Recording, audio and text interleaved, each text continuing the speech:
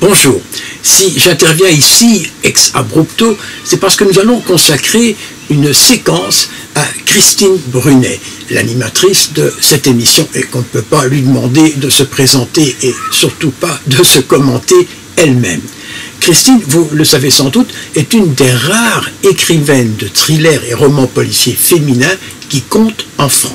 À ce titre, Marseille l'a invitée début septembre à participer à un concours très particulier, le Grand Prix marseillais du polar, réservé cette année à 10 concurrentes femmes.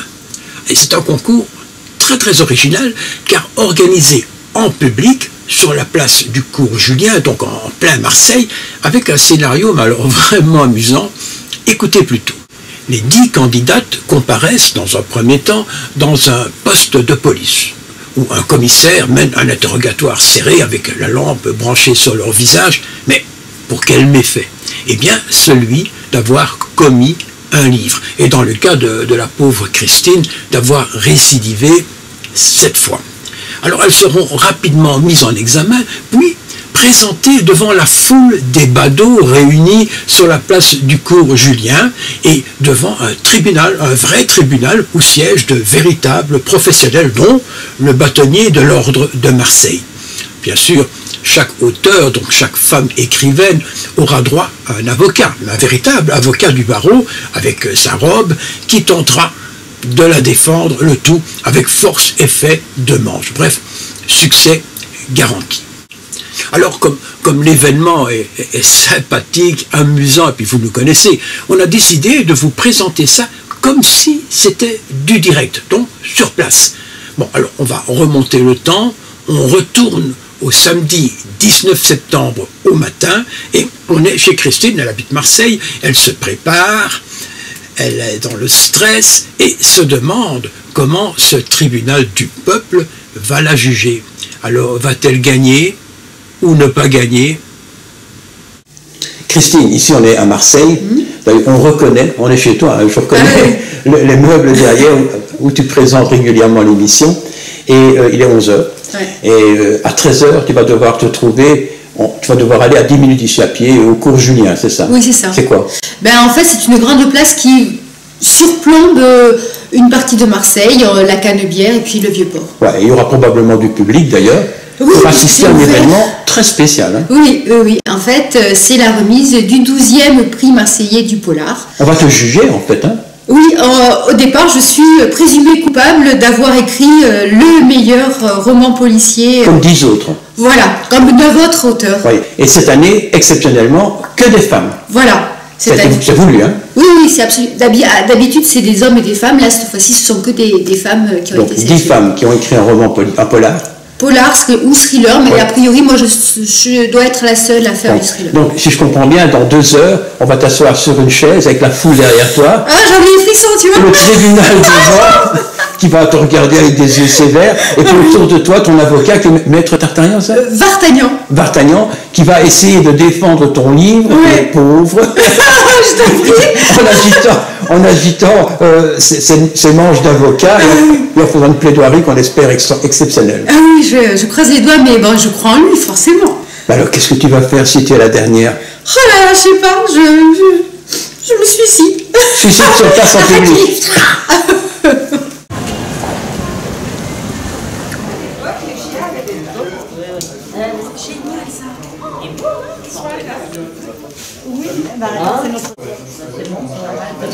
Alors, en fait, je m'occupe avec Nicole Marzulli de l'association Cours Julien, donc de l'ensemble de l'événement qui s'appelle les Rendez-vous du Plateau, à l'intérieur duquel il y a le prix marseillais du polar, qui cette année est une édition consacrée aux femmes. Et parmi ces auteurs, elles sont toutes de Marseille? Non, en fait, on l'appelle le prix marseillais polar parce que c'est un jury constitué de lecteurs marseillais. Ah, ben voilà. En revanche, les auteurs qui participent peuvent venir de partout. Alors, vous êtes le président du jury. Oui. Mais ça doit être quelque part compliqué, à un moment donné, de décider qu'une personne sera la 10e. Alors je ne suis pas celui qui va décider, je suis seulement celui qui préside. Et donc c'est une vraie décision et un choix démocratique. Et donc ce sont les jurés. Donc vous n'êtes pas responsable, quoi? Ah, je suis coupable. Vous lavez les mains comme Ponce Pilate. Non, je suis coupable et j'assume complètement ma responsabilité, mais ce sont les jurés qui vont choisir la coupable du prix Marseillais du Polar cette année. On va fermer ça parce que... Marseille, 29 septembre, 13h25, je vous notifie votre garde à vue. Aïe. Au fait pareil, vous devez avoir l'habitude, car je vois que vous êtes multirécidiviste. Je l'avoue. Ça vous prend souvent de lancer des pavés comme ça? Une fois par an. D'imaginer des situations, d'embarquer mes lecteurs quelque part, voilà, de les prendre, vous savez, à la gorge et puis de les entraîner dans des endroits que j'aime bien.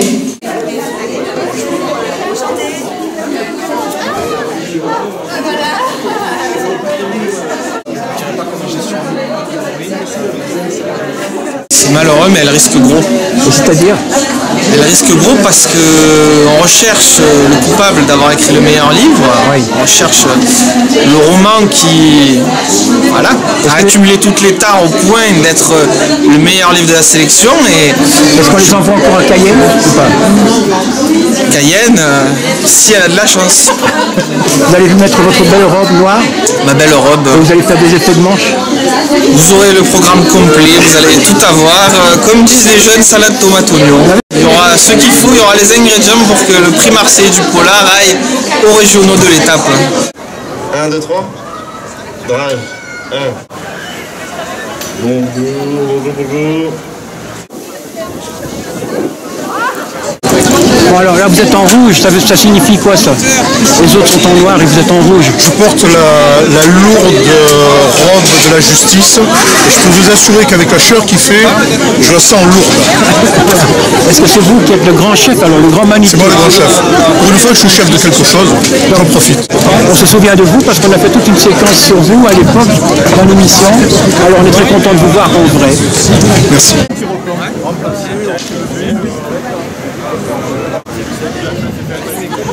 Qui va se dérouler jusqu'à 17h30. 17h30, on aura le plaisir d'accueillir qui s'associe à ce projet du prix Marseille.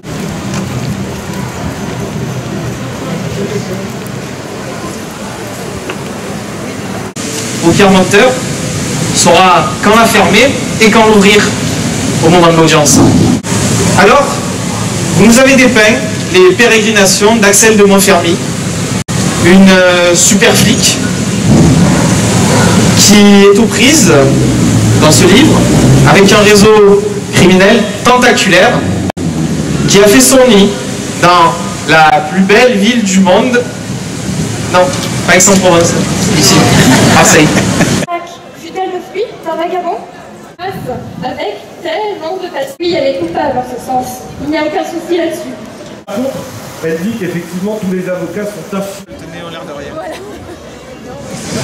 À la question, les circonstances accablantes doivent-elles être retenues? La réponse est oui. À la question, quelle est la coupable d'avoir commis le polar de l'année 2015? Le jury a dit qu'il s'agit de Madame Langanet, coupable d'avoir commis l'ouvrage Même pas morte.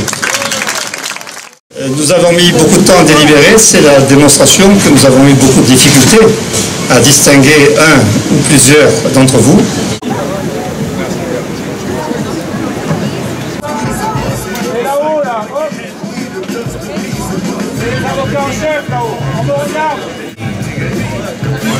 Vous êtes membre du jury? Vous êtes membre du jury? Oui. C'est vrai que vous vous êtes disputé?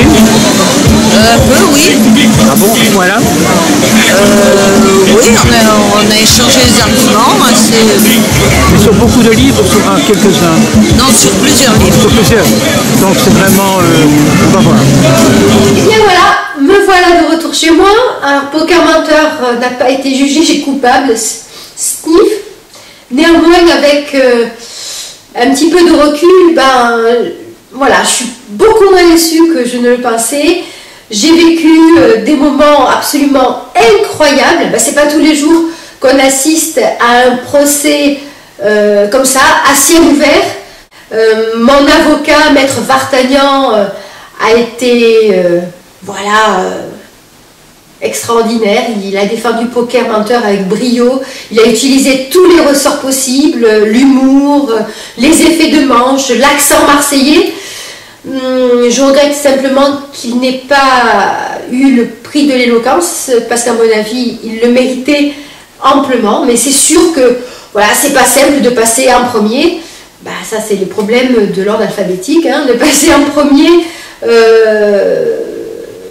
et voilà, d'essuyer les plâtres. Je tiens à féliciter, bien sûr, la coupable de cette journée, Yannouk Langané, pour son polar Même pas morte.